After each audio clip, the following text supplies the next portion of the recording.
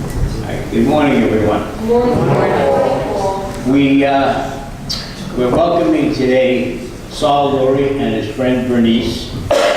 Saul is going to speak about his Holocaust experience and his survival and his whole life, basically, and afterwards, too, so that we know that there's something after.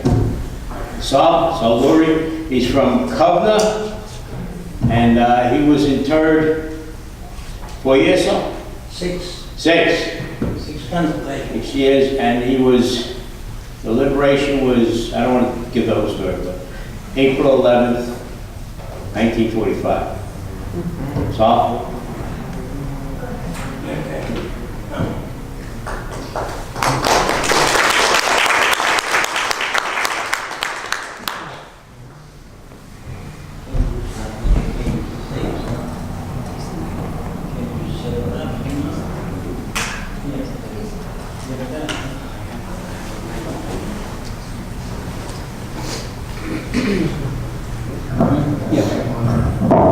I know how to speak on the microphone. I'm expert. Okay, hi, my name is Lurie. I'm a Holocaust survivor. I'm a survivor of 6 concentration camps. I lived in hell for 1,388 days. That's how long I lived, till I was liberated. And I got a birthday present because I was liberated on my birthday. I was born April 11, 1930. I was liberated April 11, 1945, on my birthday. And the most amazing thing is, I live in New Jersey, okay? I live in an adult community. A year after, my house was the first one on the block. A year after I moved in on my block, a man moved in on my block 5 houses away from me. Me and my wife, should rest in peace, we went over to welcome him to the neighborhood to make him feel good, you know, like neighbors. And we started to talk, and he says to me, "Where are you from?" I told him I'm from Brooklyn, New York. So he looks at me, he says, "No, you got an accent." So I told him, before I came to America, I never had an accent. So he started to laugh. He says, where are you from? I told him I'm from Lithuania. He says to me, where were you during the war? And I says, I was in the Kovna ghetto, and I was in 6 camps, and I was liberated in Buchenwald. All of a sudden, that man started to cry like a baby. So I look at him, look at my wife. I said, what did I say? I insulted him? What's he crying about? He couldn't stop crying. 10, 15 minutes later, he got his composure back. He says to me, I was the first American tank into Buchenwald. My liberator that liberated me from concentration camp lived 5 houses away from me. I mean, such a coincidence in my life, it's unbelievable. Someday I'm going to win the lotto and I'm going to give it to Charlie. That's what it's going for. That's what makes me feel good, because if I could help people to be nice. See, my role in life, I speak about my experience, schools and colleges all over. I got about 150,000 letters from kids, okay? And my payment is when I speak, and I change a person's life to be a better human being. And the most important thing I try to bring out in my speaking is people should treat people the way they want to be treated. And that's the most important thing. And that's why I do it. Because if I could change one life to be a better human being, that's my accomplishment, because this person could change somebody else's life to be a better human being. And then we're going to have a beautiful world to live in. The world is beautiful, it's the people.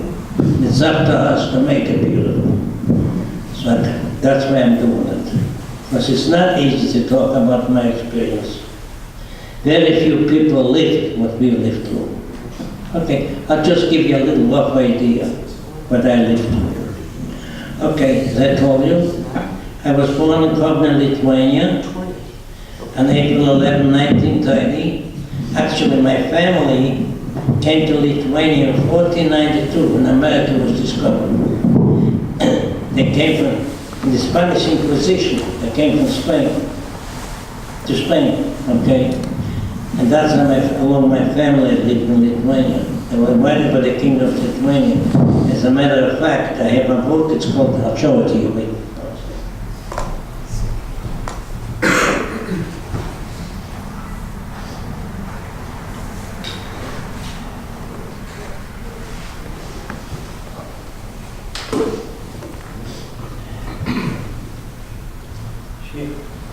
See this book? It's the legacy of the Lurie family. This is the oldest living name in the Guinness Book of Records, our name, okay? And everything in this book is verified by the Rabbinical Court of Israel. And everything is true. And that's why Paul is such a wonderful person, lovable person, and everybody loves us because of our name, because we're so old. But we are direct descendant of King David. I couldn't believe it. As a matter of fact, I went to Israel, okay? And Rabbi Lau was there, the chief rabbi of Israel, and they called my name out. We were in the Holocaust Museum in Yad Vashem. And they called my name out, to do something. Rabbi Lau heard my name. He came running over and kissed my hand. He said, it's an honor meeting you. And guess what? Me and Rabbi Lau were liberated in Buchenwald together. He was also a survivor. I mean, whatever destiny is, it's going to be. We can't change nothing. I believe in destiny. Imagine to go in the guest chambers and come out alive. And not because I'm telling you. You could read about it. If you ever get a book, it's called the Auschwitz Chronicle. If you go to the Holocaust Museum in Washington, you'll find it. Some libraries have it too. And it says 129 boys came from Dachau concentration camp to Auschwitz-Birkenau, went into the gas chambers, and a miracle happened. Water came out instead of gas.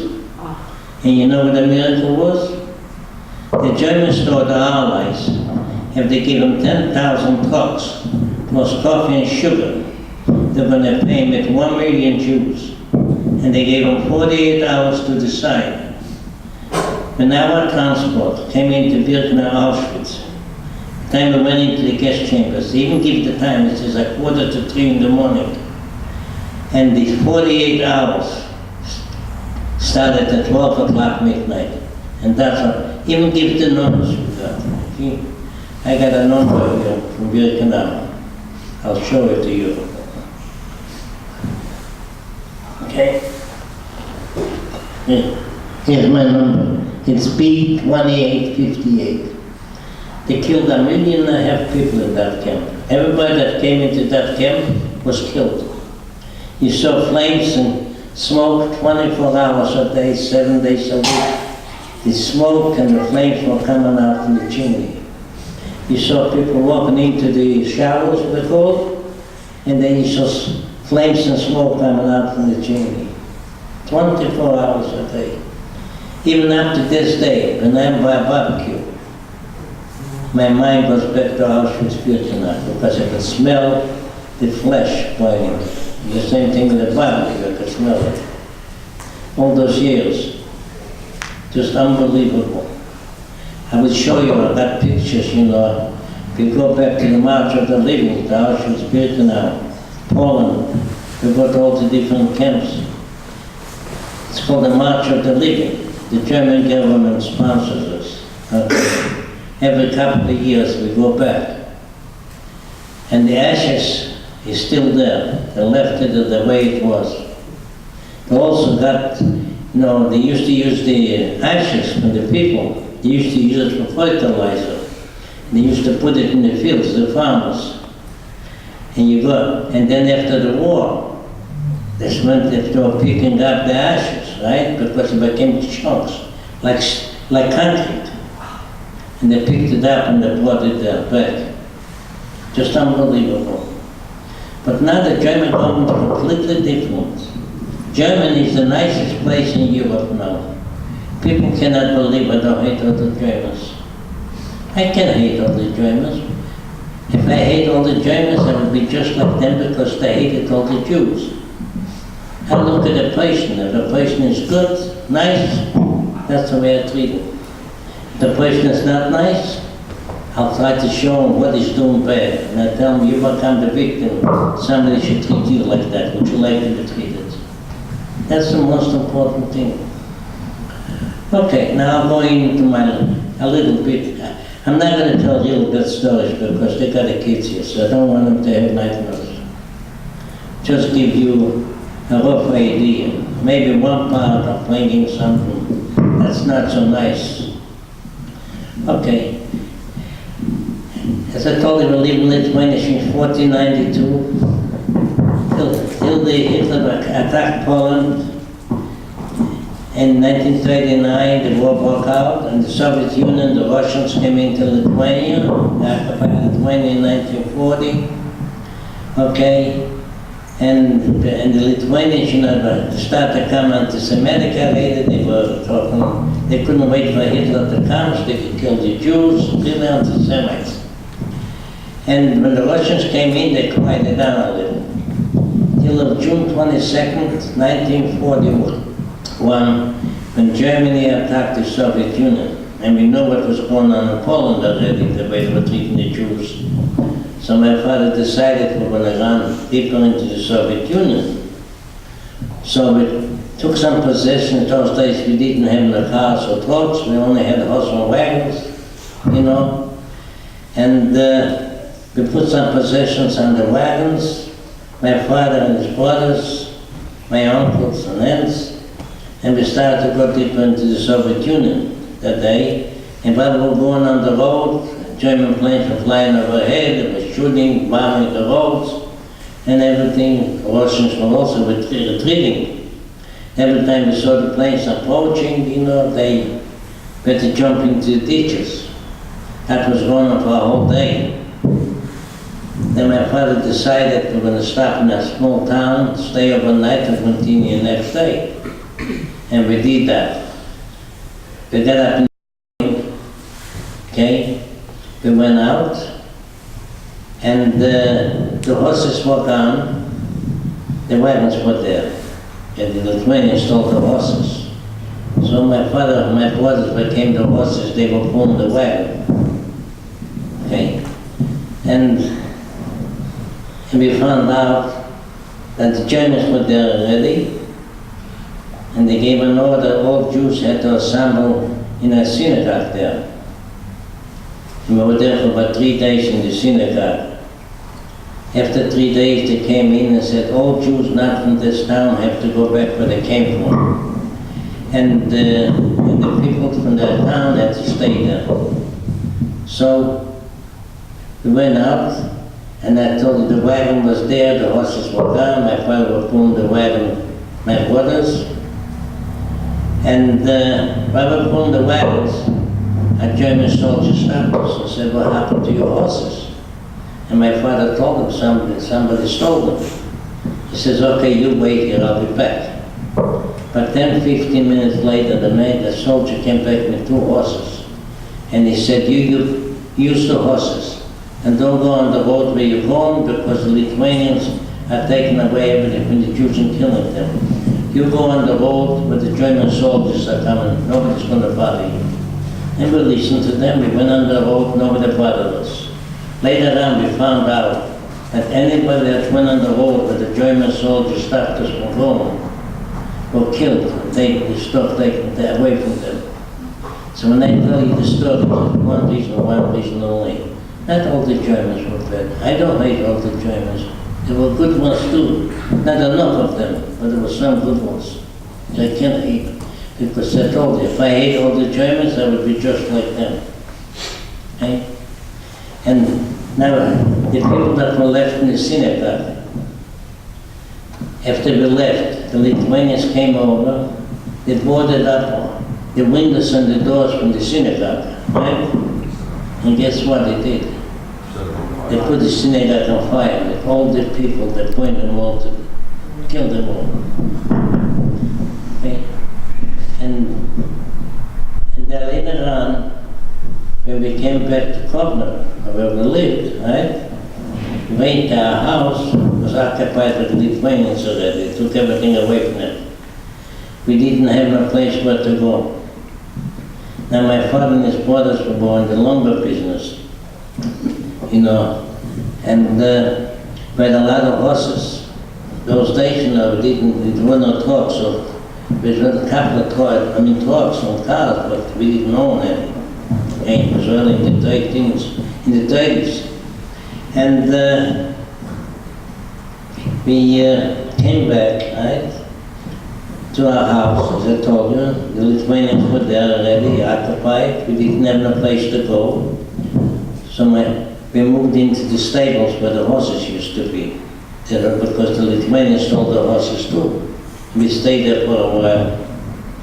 Now the Germans gave an order that all Jews had to put on the Star of David in the front and the back of you. Okay?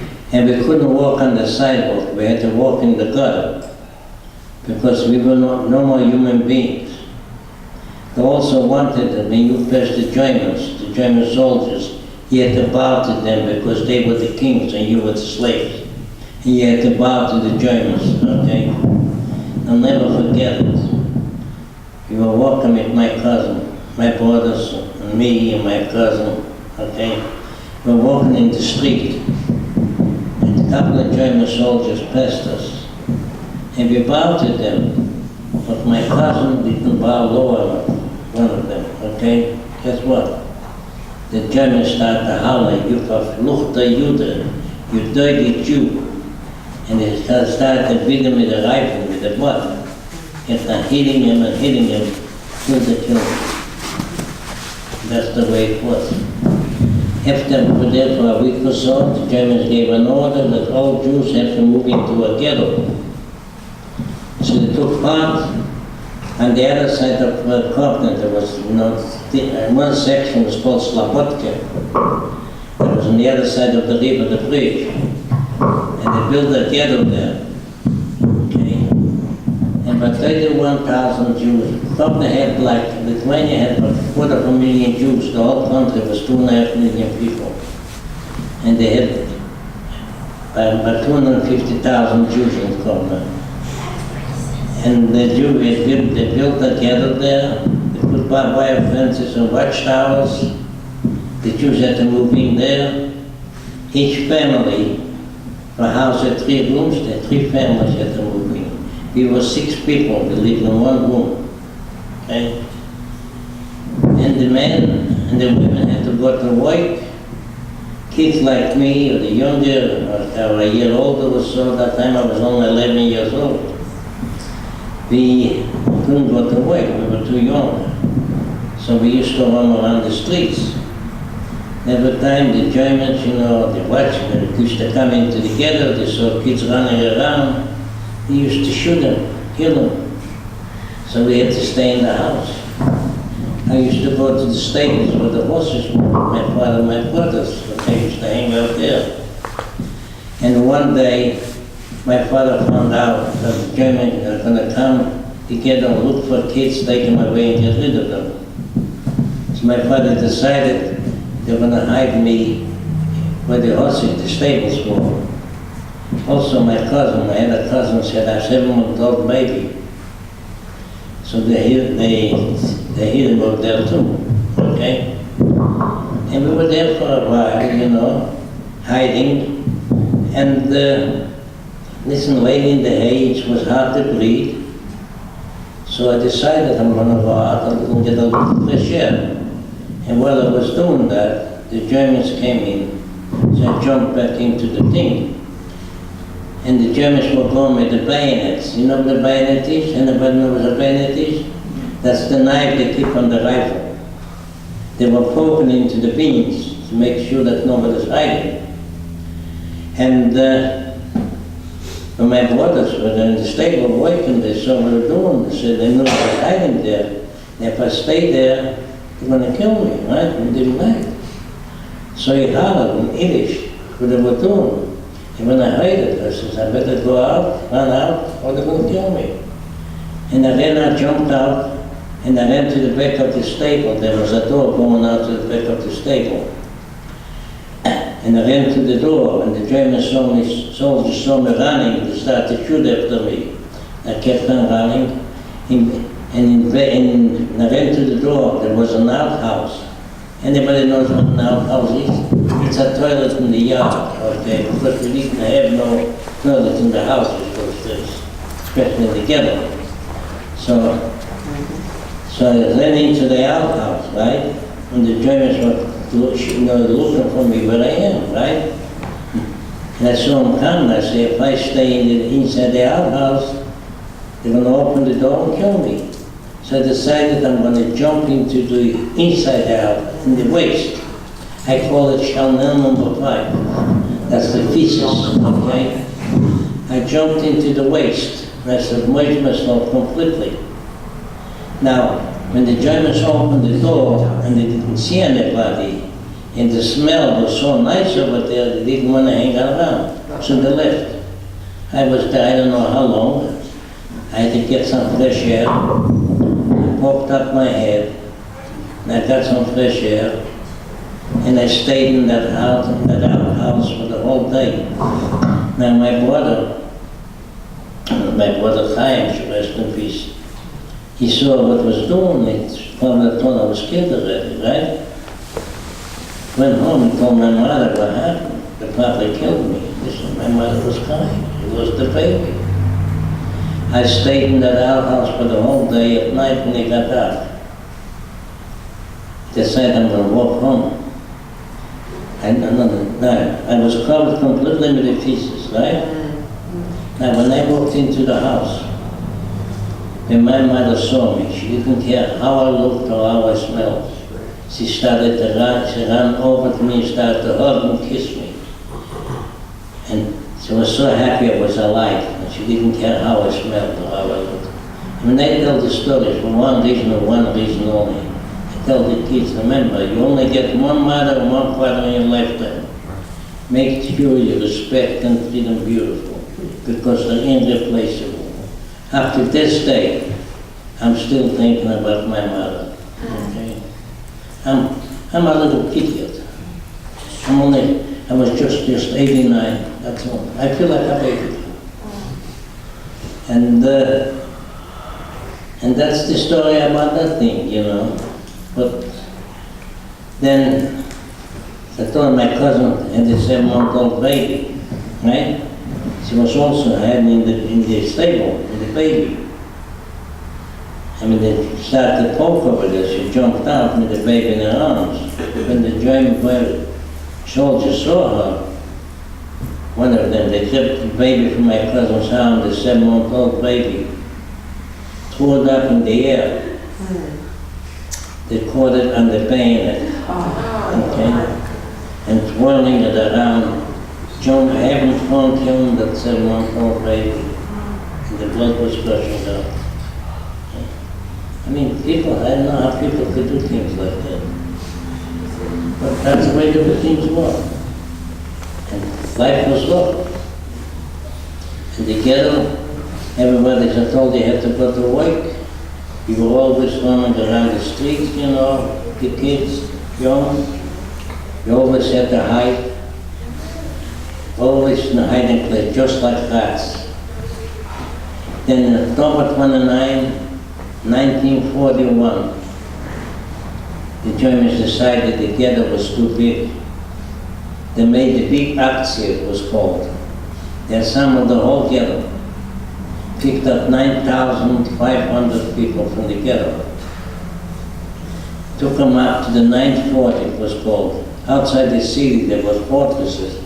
In one of the areas that was called the 9th fort, they made the people dig their own graves. Then they shot all the 9,500 people. They fell into the graves. After killing them, they came in and took a couple of 100 people more to bury the bodies.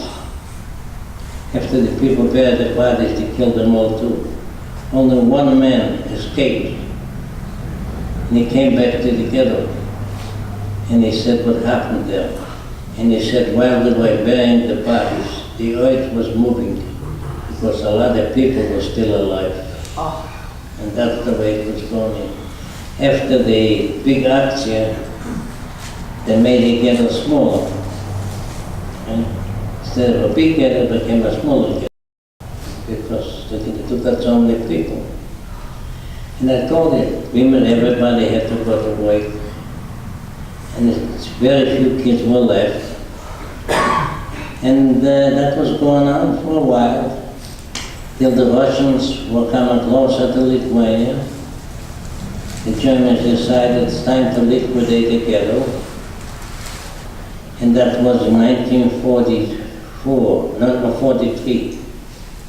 They liquidated the ghetto, put us on a march, took us to boxcar, cattle cars were waiting for us. They put us in the cattle cars and we ended up in a place called Stutthof concentration camp. Everybody got out from the boxcars, they separated the men from the women, and whatever the kids were left there, and they took the younger kids with the mother, and the older ones went with the father. And my father decided I'll have a better chance to survive with my brothers and my father than my mother. So he kept me away from the women's side and put me into the men's side and mixed me and hid me behind the people there. And he took us out from there. And the kids that were going with the women stood up. Okay? We found out later, all of them were killed. Okay? Now, in Stuttgart, we went to Kaufmannland for a concentration camp. That was in Germany. And the men used to go to work. They used to work in an ammunition factory.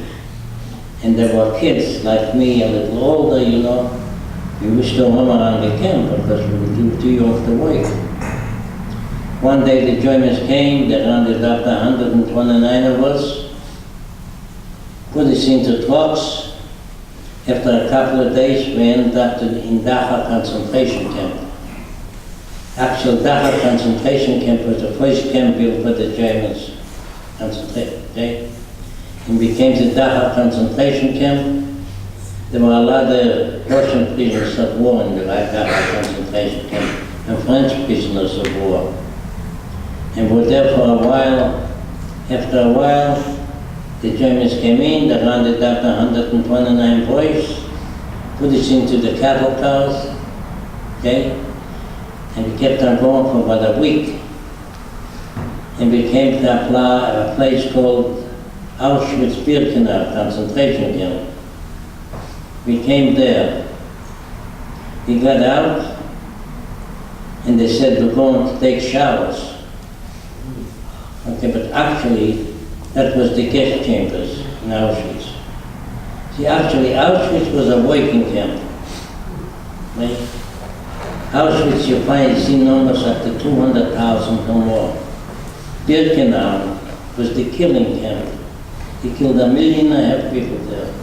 You'll never see a number more than 5,000. Up to that tops. What they called Auschwitz-Birkenau. Okay? And we went into the gas chambers. And the miracle happened. Water came out instead of gas. I told you what the miracle was. Okay? I told you we got the numbers. My number is 2858.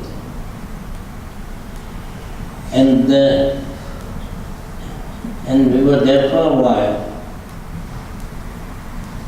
And the killing, the smell of it went varies. You see people walk into the showers, right? An hour and a half later, you saw smoke and flames coming out of the chimneys. That was it. See, I would show you. I have tapes. You know that they were there. I go back over to the March of the Living, to Poland, to the camps. The German government went to us. Me and a companion, they paid for everything. It doesn't cost us a penny. And they take us to all the dead, the camps were. But Birkenau is left the way it was. Even the ashes are still there. I want to show the people what it was. It's unbelievable. And we were in Birkenau till the Russians were coming closer. Okay? The killings, I mean, the human body didn't mean anything. We used to get a couple of slices of bread and a little water. The soup was water. And you know what the bread was mixed with? Anybody knows? The bread was mixed with sawdust. 50% sawdust and 50% flour. And that's what we ate. We were happy. Listen, your stomach was used to it. It didn't bother us. We were skeleton anyways. I don't think I weighed 80 pounds. It was a skeleton. Skin and bones. And then, you know, the Russians were coming closer. They decided to put us on the Dead March. Okay? And that was in December 1944. And over there in Poland, that area there gets very cold. Like 15, 20 below zero is nothing. The only thing we wore is the pajamas. We didn't have no shoes. Sometimes we had the wooden shoes. Klumpers was low. Right? And no blankets, no nothing. Just the plain thin pajamas. Okay? And we went on the Dead March. And walked for 10 days. We started out about 9,000 people. And wherever you went, so dead bodies laying all over the place, skeletons. I mean, it's a miracle how we survived it without getting frozen. And then walking. But the thing was, you know, if you gave up, you were finished. And I made up my mind, I'm going to outlive Hitler. I mean, I put my willpower. I got very strong willpower. And guess what? I did outlive him. That's why I'm here. I believe God took the Holocaust survivors. He put us to hell. He showed us what hell looks like. He says, now you go educate people to love, not to hate, respect one another, and the most important thing is treat people the way you want to be treated. And if we do that, then we're going to have a beautiful world to live in. And that's my goal in life. I'm not leaving this world to accomplish my mission. I may be here for a couple of thousand years, but I'm not leaving. I make sure that I accomplish it. And that's what's going on. And then, on the Dead March, after we walked, thousands and thousands of people were dying. After about 15 days we walked. We came to a place, some boxcars were waiting for us. They put us into the cars, actually. And we kept on going for 10 days in the cattle cars. No food, no nothing, no blankets. People were dying like flies. And we came to a place called Buchenwald concentration camp. And we got up there, we stayed over there. So life was terrible. I told you, I maybe survived. People were dying like flies. And there was some kids, you know, that my group, they put us with a group of kids. And we had a German, his name was Gustav. He was a German citizen, but he was against Hitler. And he was in concentration camp since 1936. Because he was against the Nazis. And they put him in charge of the kids. Let me tell you, it wouldn't be for Gustav, I don't think he'd be here. Sometimes he used to see we got a little extra rations, if he could get it. He took very good care of us. And we were there till April 11, 1945. That's the day of liberation. We were liberated by the Americans. And that was my birthday again. I was born twice. I mean, when I celebrate my birthday, I celebrate two birthdays at one time. One is 74 and one is 89. I was just 89. And it's 74 years since my liberation. That's why I look so young. But listen, the most important thing, never give up hope. After the Americans came in, right, after liberation, they saw skeletons walking around. They felt so bad because we didn't eat for days. Whatever they gave it, there was no food anyways. But they started to bring in food. And people started to grab the food, because they didn't eat, didn't have enough food. The stomachs wasn't used to it. They got dysentery. People were dying like flies. Okay? You know what saved me? Tell me.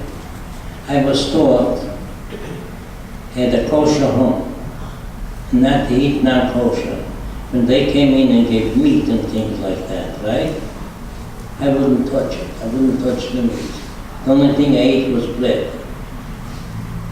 Vegetables, that's it. Wouldn't touch the meat. Let me tell you, it saved my life. If I would be like the other people, I don't think I would be here to talk to you about it. And that was it. We were free. And there were 488 kids in the Buchenwald. And they didn't know what to do with us, right? So there was it's an orphanage and friends. They decided they're going to take the 488 kids. And they shipped us to friends to the Ozeh. We stayed over there. And we were there for a while. Now, somebody came from the International Red Cross and asked questions, and where you from, okay, and if they have family in America, And I remember my father had 5 brothers and sisters, and they lived in New York, right? And I said, yes, I have family in America. I know my name is Lurie, and my uncle's name was Lurie, right? And I know New York, and I gave it down. And my cousin, his aunt, she was looking in the papers to see if anybody survived. Okay? And she saw my name. And she wrote me a letter. It was it. And she asked me my father's name, my mother's name, my grandfather's name, and I wrote it back. And sure enough, we were family. And she asked me if I want to come to America. I didn't have no father, no mother, nobody. I didn't know they survived, right? I was an orphan. I said, yes. Okay? And it took 2 years before I could come. And on April 15, 1947, I came to the greatest country in the world, in America. Okay? And my cousin, God bless her, her name is Sylvia. She's now 102 years old. And the sweetest person you ever want to meet, he knows that. Paul knows. Like him. Paul is also sweet. They're all people, beautiful people. And that's the most important thing, is to be nice. That's what counts. And in the Korean War, right? 1952, I volunteered for the army. I didn't have to go. I insisted they should take me. And they said, you're not a citizen? We don't know. I got an invitation in October 1952 to report at Fort Dix, New Jersey. No, Camp Gilmore. Okay? was inducted in the Army, took my basic training in Portage, New Jersey. Now everybody went to Korea that time. Guess where they sent me? Me and another guy. They sent me back to Germany because they need interpreters. And people asked me, how did you feel going back to the hell you came from? I said, I felt like a giant. And they looked at me, how could you feel like that? I mean, what they did to you, right? I said, listen, when I walked the streets and I looked at the Germans and I said, you wanted to annihilate this little Jew. Here I'm back as a conqueror, American soldier, and proud of it after this day. And God bless America. It's the greatest country in the world. Now, I told you, my father and my three brothers survived in what do you call it, in Dachau concentration camp. And they made up with their family, if anybody's going to survive, they're going to go back to Lithuania. So after liberation by the Americans, they went back to Lithuania, okay? And who was there? The Russians. So they were stuck over there. They couldn't write to the family in America or nothing. I didn't find out that my father and my three brothers survived till 1959. Okay? That was unbelievable. And I didn't see my father till 1969 or so. Oh, man. Okay? Took me 3 years, to finally let him come for a visit. And he kept the rest of the family as hostages. He doesn't come back when I take care of him. Don't let out one person. And I am Clayton. And that's the way life. I was 1957, I got married, had a wife, beautiful wife, 3 kids. And I lost my first wife, she passed away of cancer, pancreatic cancer. Listen, whatever destiny, we can change our destiny. I was married again, also lost also pancreatic cancer. Lost 2 beautiful wives, pancreatic cancer. Listen, whatever destiny, we can help it. We have to take it. Everybody's here for a reason, and we have to enjoy your life. And my mission, I believe, God took the Holocaust survivors and put us to hell. He showed us what hell looks like. And that's it. Now you educate people to love, not to hate. And that's my goal in life, my mission, to do that. If I accomplish my mission, I'm going to go. But I'm not going till I accomplish it. Yeah, I just gave you a little rough idea when I went. Because if I have to tell you everything, I could be here for days. Right? Show you pictures, I got videos and everything. I go back. And that's life. Any questions? Have I got questions? Do you want to know? Okay? Okay? How has your experiences impacted your faith? Hey, Paul, could you hear what he's saying? Wait, I don't hear so good, I'm deaf too. How has your experiences impacted your faith?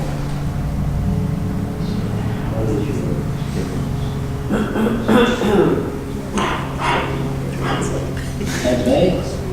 Listen, I always believe us, everybody got a destiny. And if your time is not up, you're not going nowhere. Okay? If your time is up, you will be at a certain place at a certain time. I believe in destiny. Right? My faith is to be a good human being, to help people. People are hungry, you feed them. People need help, you help them. And that's my faith. And you believe in God when these bad people were doing bad things? Very good point.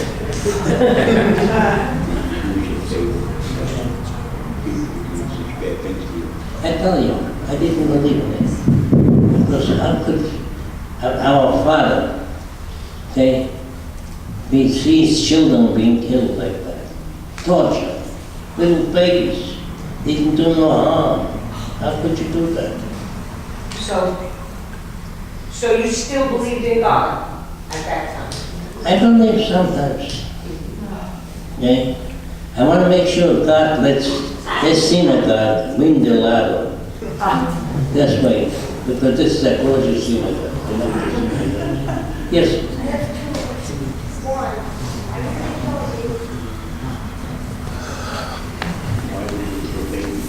Why they kill babies? They were animals. Not the babies, the people. The Nazis. They were animals. See?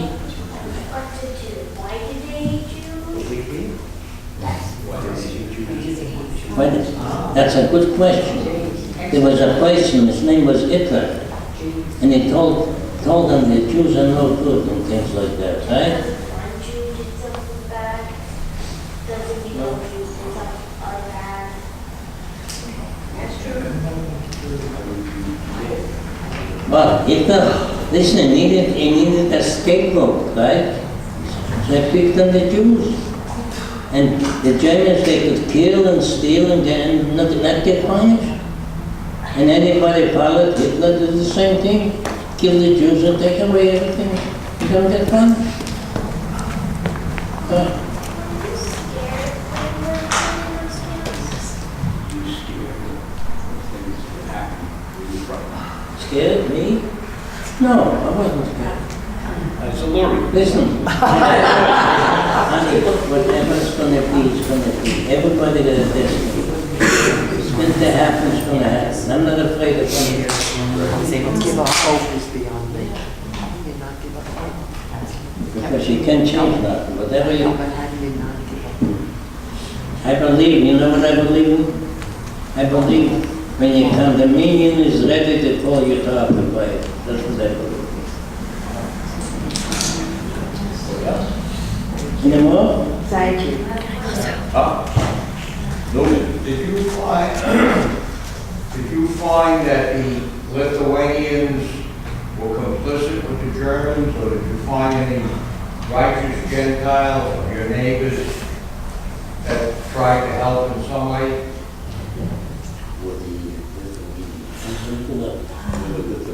Yeah. The Germans, or whether they were with your non-Jewish people that were helping you? Listen, the Lithuanians were worse than the Germans, okay? They were the biggest anti-Semites, okay? They didn't help because they could kill the Jews, take everything away, okay? If people would have resisted Hitler, they wouldn't have expanded like that, but everybody followed them. Because they could kill and nobody would punish them.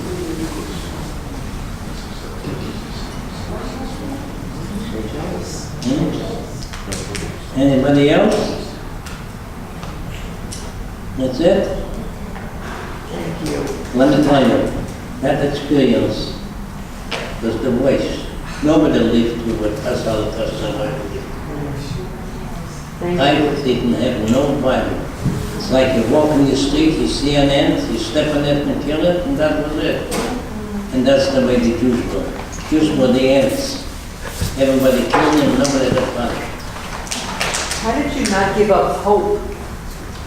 How did you not give up hope when you survived 3 weeks? Listen, once you give up hope, you are finished.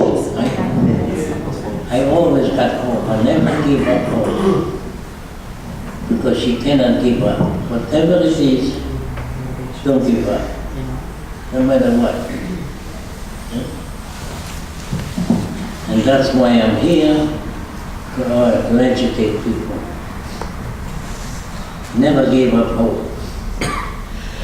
Because they told you, once you give up, you fight, that's it. No matter what. Anybody else? Go ahead. What did you scare? Weren't you scared?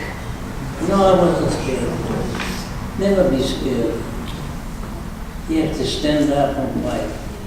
You couldn't stand up to the Germans, but inside, I wouldn't give up. No matter what it cost me, right? I wouldn't give up. And that's why I'm here. You have to remember that very few of the Jewish people had any weapons at all. No? Listen, I was taken for experiments by the Germans. Dr. Mengele, if you ever heard of it, okay? Thank God he never did experiments on me. I wasn't as bad, right? But while I was there, the Russians were coming closer to Auschwitz-Birkenau. And they weren't any dead much. Isn't my destiny was that way? Whatever your destiny is going to be, you cannot change it. So enjoy your life. I saw so many things, okay? I lost a beautiful grandson, got killed, right? Beautiful, right?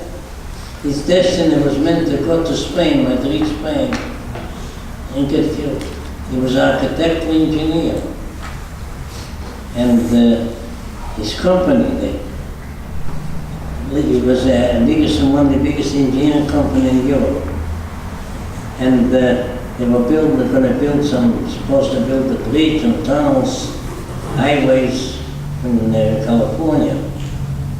He was doing the designing. And the company was so impressed with his work that they wanted to come to Madrid, Spain to get acquainted with him. So made up is going to go to Madrid, Spain, beginning of the year, 2015, okay? And he went to Oxford University, that's where he got his degree. And he had a lot of friends in Europe, so they made up in this friends, they're going to go to Austria skiing, and then they're going to go out, you know, to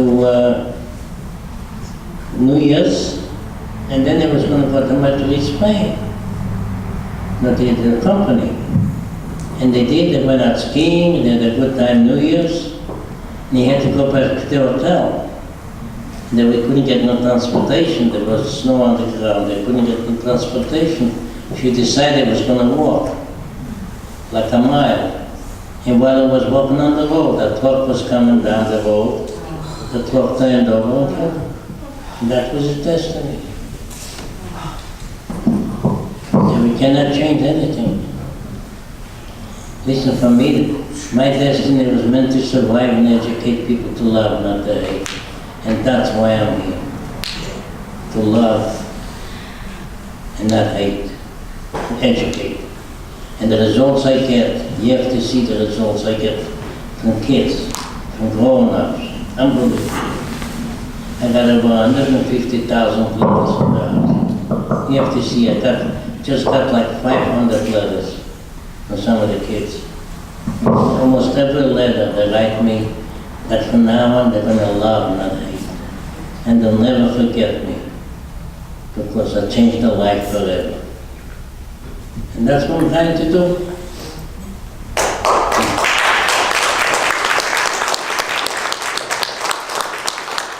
And I think I'm doing a good job. That's what. Thank you, Sal. Okay. Very much. You're quite wrong. He could have been president here.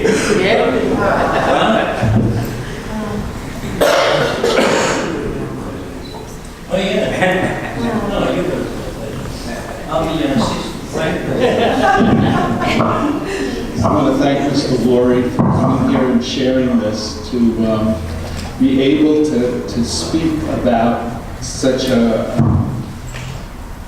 hard situation to go through, to say the least, and to be able to talk about it and to have a reason for using it, not to run away from it, but to face it and then help other people with it. Those who don't study history are doomed to repeat it. We just had Passover, and the story is not that much different. He spoke about the Spanish Inquisition, not that much different, just not as impactful. And then, unfortunately, the Holocaust. So it's something, as Jews, that's part of our that's part of our being, is to study history to examine history very carefully, and then to work very hard for it not to happen. In terms of believing in God, what Mr. Lurie spoke about is a true understanding of Judaism. It's a true feeling that the rabbis tell us we're supposed to have, and that is, there is a reason for everything. We don't necessarily understand the reasons, and we don't even know if we're capable of understanding the reasons. If we could have God standing right here and say, how did you do something like that? And God explained it to us, we wouldn't get it. It would be like teaching a dog calculus. The dogs are very smart. They can tell you when they have to go out. They save people's lives, and you know how smart a dog can be. However, if you try to teach it calculus, it's not going to work out. And it's the same thing here. We believe as Jews that God has a plan, a master plan, thousands and thousands of years. We're not privileged to understand it. We're not privileged to hear it. And God doesn't discuss things with us. And it doesn't have to be logical for us, for it to happen and for there to be a God. We are not the center, God is the center. And that's the belief Jews have.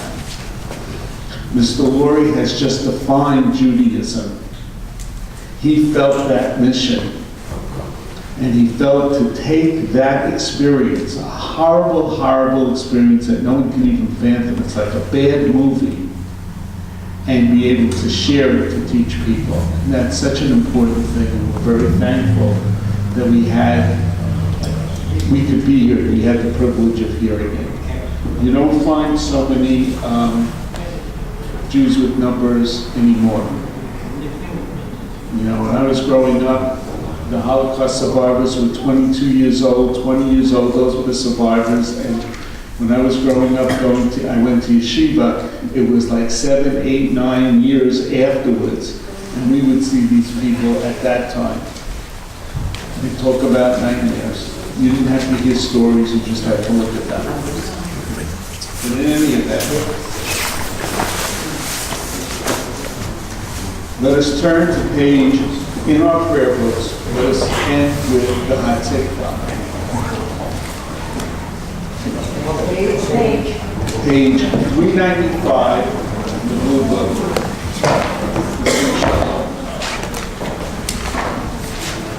Hatikvah means the hope, and it's the national anthem of Israel.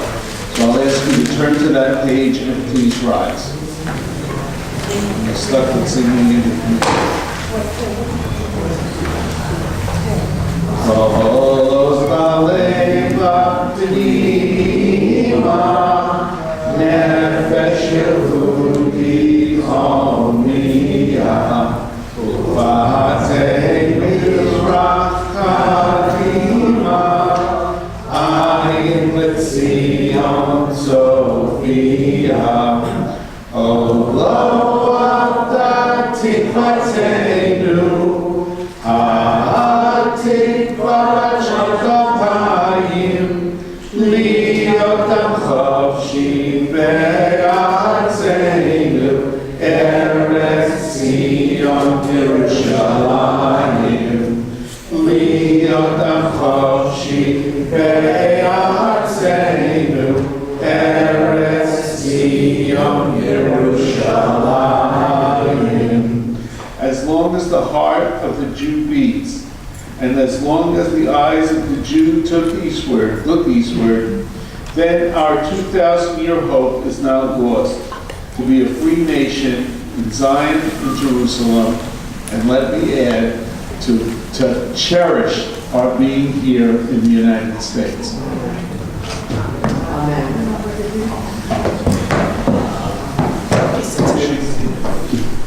My cousin has some print material that he's going to give out. There's a small book from the 65th anniversary of when he went back for a tour. And there's also individuals that you can see that you mentioned, a rabbi that survived, and he's in the picture. They're all little boys, maybe about 11 years old, 12 years old, that's it. Okay. We have some coffee and some tea and refreshments after. All right, thank you all for coming. Thank you. Thank you.